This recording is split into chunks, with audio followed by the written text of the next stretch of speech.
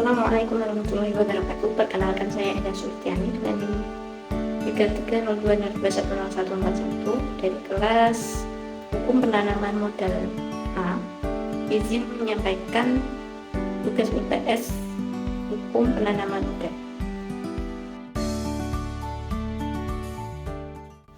Berbicara mengenai peranan hukum terhadap penanaman modal, sudah diketahui bersama bahwasanya hukum merupakan sesuatu peraturan yang mengikat ataupun memaksa. Ada berkaitannya dengan hukum penanaman modal, yaitu bahwa dengan adanya hukum dalam penanaman modal ini akan memberikan potensi yang menarik lebih banyak investor atau penanam modal. Mengapa demikian? Karena dengan hadirnya atau dengan adanya hukum dalam penanaman modal ini akan memberikan perlindungan terhadap para pihak yang melakukan kegiatan penanaman modal itu sendiri, yaitu seperti perlindungan dalam hak para pihak, yaitu seperti pemberian hak yang sama terhadap pelaku atau pihak yang melakukan kegiatan penanaman modal baik dari dalam negeri maupun dari luar negeri atau yang biasa disebut dengan penanam modal asing. Selain dengan adanya perlindungan bagi para pihak yang melakukan kegiatan penanaman modal, dengan hadirnya hukum dalam penanaman modal ini juga akan menjamin kepastian hukum bagi para penanam modal, yaitu berupa atau pemberian hak seperti kepastian dalam berusaha dan keamanan dalam berusaha, sehingga hal ini akan dapat menciptakan penanaman modal yang lebih kondusif. Sehingga dengan demikian, maka dengan adanya hukum dalam penanaman modal ini akan memberikan potensi yang menarik lebih banyak investor ataupun penanaman modal. Sebab dengan adanya hukum penanaman modal ini, penanaman modal berada dalam lingkungan yang kondusif atau tercipta penanaman modal yang kondusif, sehingga hal ini yang dapat menarik atau dapat memberikan potensi kepada orang lain ataupun orang-orang yang tertarik untuk melakukan kegiatan penanaman modal.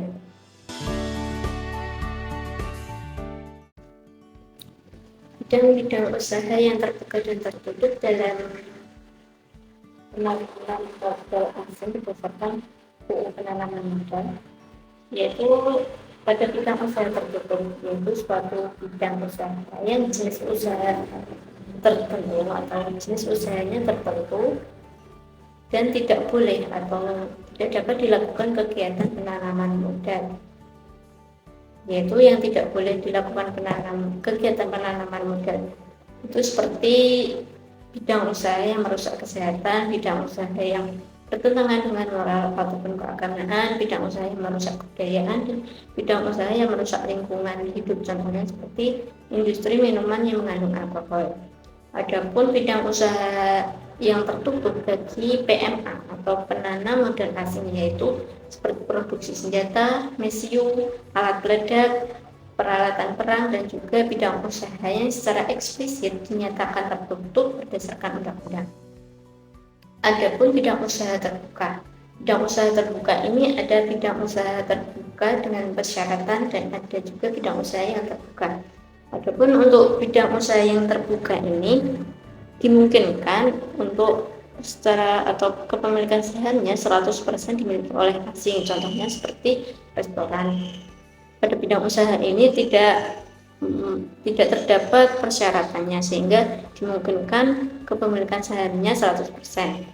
Namun untuk bidang usaha yang terbuka dengan persyaratan ini yaitu suatu bidang usaha yang jenis usahanya tertentu dan dapat atau boleh dilaksanakan kegiatan penanaman modal namun dengan persyaratan tertentu. Seperti contohnya bisnis retail seperti Alfamart, Indomaret. Nah, di depan itu terdapat ada usaha UMK, di mana persyaratannya yaitu dalam penjualan usaha UMK tersebut janganlah sampai merugikan masyarakat setempat di mana Indomaret atau Alfamart tersebut dibangun, atau mungkin bahkan masyarakatlah yang melayaninya. Maksudnya yaitu masyarakat yang melakukan supply atau yang menjadi supply ataupun pemasok dari bahan-bahan yang diperjualbelikan pada usaha UMK tersebut. Adapun bidang usaha terbuka untuk PMA atau penanam modal asing yaitu dapat berupa bidang pariwisata alam berupa pengusahaan, kegiatan dan jasa ekowisata serta sarana dalam kawasan hutan, penyelenggaraan jaringan telekomunikasi hutan, penyelenggaraan jaringan telekomunikasi tetap, penyelenggaraan jaringan telekomunikasi bergerak dan juga penyelenggaraan jaringan telekomunikasi layanan konten.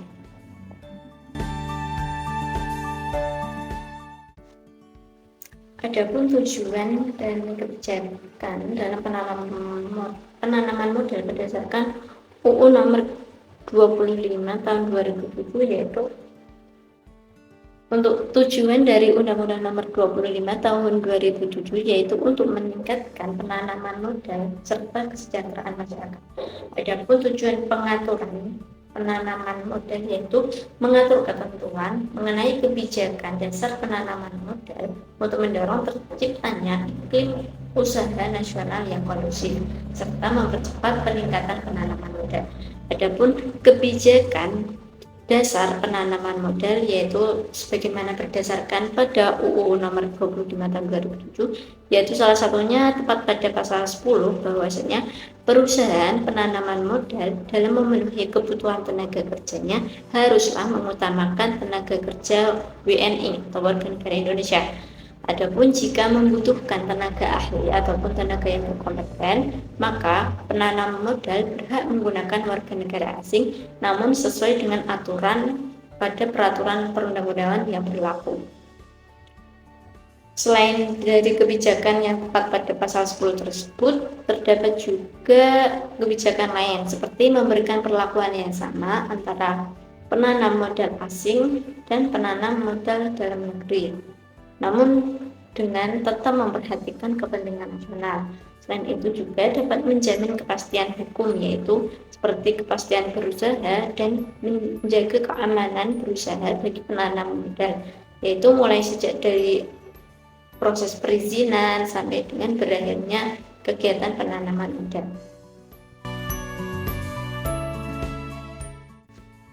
Repatriasi merupakan salah satu perlindungan hukum dari negara kepada penanam modal, yaitu salah satunya yaitu dapat dimungkinkan bahwa penanam modal dapat melakukan pengalihan aset yang dimilikinya kepada pihak yang diinginkannya atau pihak yang diinginkan oleh penanam modal sesuai dengan ketentuan peraturan perundang-undangan. Adapun yang dapat dilakukan repatriasi ataupun yang dapat dilakukan transfer dalam valuta asing antara lain yaitu terhadap yang pertama modal, yang kedua keuntungan, bunga bank, dividen dan pendapatan lain, yang ketiga tambahan dana yang diperlukan bagi pembiayaan modal, yang keempat dana untuk pembayaran kembali pinjaman, yang kelima royalti atau biaya yang harus dibayar, yang keenam pendapatan dari pekerja asing, yang ketujuh hasil penjualan atau likuidasi penanaman modal, dan yang kedelapan kompensasi terhadap kerugian, dan yang terakhir atau yang kesembilan yaitu pembayaran dalam rangka bantuan teknis, jasa teknik, manajemen, dan hak kekayaan intelektual.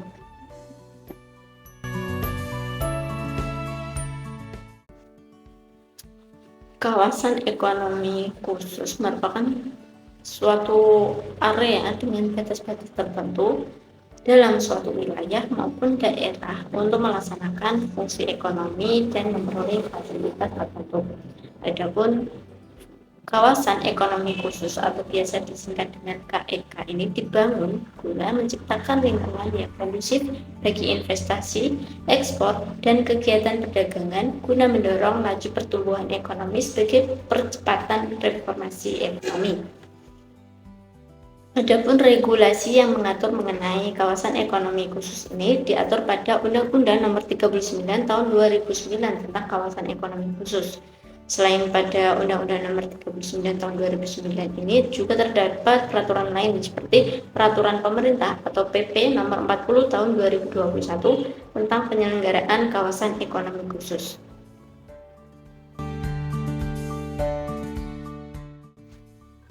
Nasionalisasi merupakan atau mengandung makna pengalihan hak kepemilikan penanam modal yang biasanya diikuti dengan ganti rugi atau kompensasi. Berdasarkan pada UU Penanaman Modal Pasal 7 Ayat 1 bahwa pemerintah tidak akan melakukan tindakan nasionalisasi atau pengambil alihan hak kepemilikan penanaman modal kecuali berdasarkan undang-undang. Adapun jika pemerintah melakukan nasionalisasi atau pengambil alihan hak kepemilikan, maka akan dilakukan ganti rugi ataupun kompensasi. Yang menurut Undang-Undang Penanaman Modal, nilai kompensasi atau jumlah kompensasinya itu didasarkan pada harga pasar atau harga yang telah ditentukan menurut cara yang digunakan dalam atau secara internasional. Namun atau menurut UU PMA atau Undang-Undang Penanaman Modal Asing, maka jumlah kompensasi dapat didasarkan pada kesepakatan kedua belah pihak. Jika tidak terdapat kesepakatan di antara kedua pihak mengenai jumlah kompensasi, maka akan dilakukan atau penyelesaiannya dilakukan dengan cara arbitrase.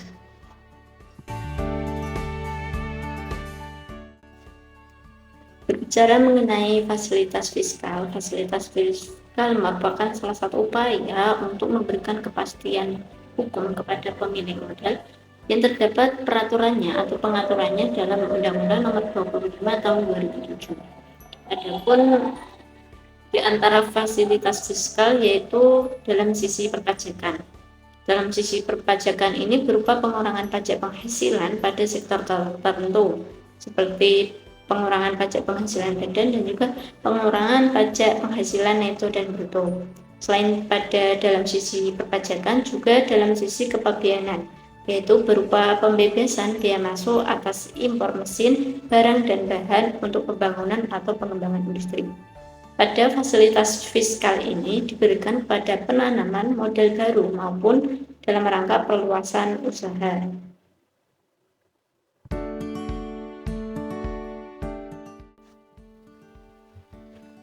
Pemberian hak atas tanah kepada orang asing yang berkedudukan di Indonesia guna menjalankan kegiatan usaha atau yang lainnya memiliki pembatasan yang khusus bila dibandingkan dengan pemberian hak atas tanah kepada warga negara Indonesia atau WNI.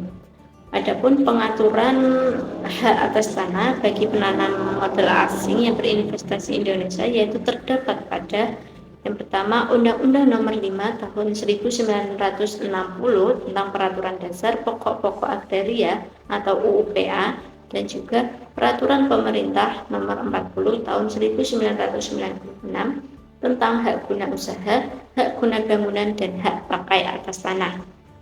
Untuk hak guna usaha dapat diberikan dengan jumlah 95 tahun dengan cara dapat diberikan dan diperpanjang di muka sekaligus selama 60 tahun dan dapat diperbarui selama 35 tahun. Adapun untuk hak guna bangunan dapat diberikan dengan jumlah 80 tahun dengan cara dapat diberikan dan diperpanjang di muka sekaligus selama 50 tahun dan dapat diperbarui selama 30 tahun. Dan untuk hak pakai atas tanah dapat diberikan dengan jumlah 70 tahun dengan cara dapat diberikan diperpanjang di muka sekaligus selama 45 tahun dan dapat diperbarui selama 25 tahun.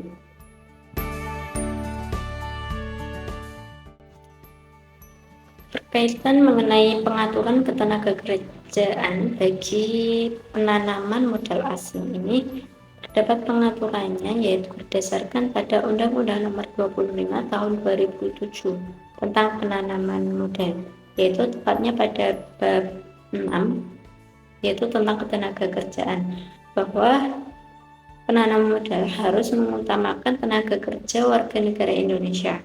Meski begitu, perusahaan penanaman modal berhak menggunakan tenaga ahli warga negara asing sesuai dengan aturan perundang-undangan. Selain itu, peraturan perusahaan penanaman modal wajib meningkatkan kompetensi tenaga kerja WNI melalui pelatihan kerja sesuai dengan ketentuan peraturan perundang-undangan. Dan yang selanjutnya adalah perusahaan penanaman modal yang memperkerjakan tenaga asing diwajibkan menyelenggarakan pelatihan dan melakukan alih teknologi kepada tenaga kerja WNI sesuai dengan ketentuan peraturan perundang-undangan. Berbicara mengenai bentuk-bentuk badan usaha dalam PMA dan PMDN ini, untuk PMA atau penanaman modal asing ini, bentuk-bentuk badan usahanya wajiblah dalam bentuk perseroan terbatas atau PT yang didasarkan pada hukum Indonesia dan berkedudukan di wilayah negara Republik Indonesia, kecuali ditentukan lain oleh undang-undang. Adapun untuk PMDN atau penanaman modal dalam negeri dapat dilakukan dalam bentuk badan usaha yang berbadan hukum atau badan usaha yang tidak berbentuk badan hukum atau usaha perseorangan, dan juga badan usaha sesuai dengan ketentuan peraturan perundang-undangan, di mana di antara PMDN dan PMA yang melakukan penanaman modal dalam bentuk PT atau perseroan terbatas ini, maka dilakukan dengan yang pertama mengambil bagian saham pada saat pendirian PT, yang kedua mengambil saham, yang ketiga melakukan cara lain sesuai dengan ketentuan peraturan perundang-undangan.